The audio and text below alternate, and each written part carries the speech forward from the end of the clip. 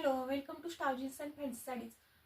काठपदरमध्ये स्वस्त आणि मस्त असं काहीतरी शोधताय तर सुंदर असा हा काठपदरचा पॅटर्न मी आज तुमच्यासाठी घेऊन आलेली आहे.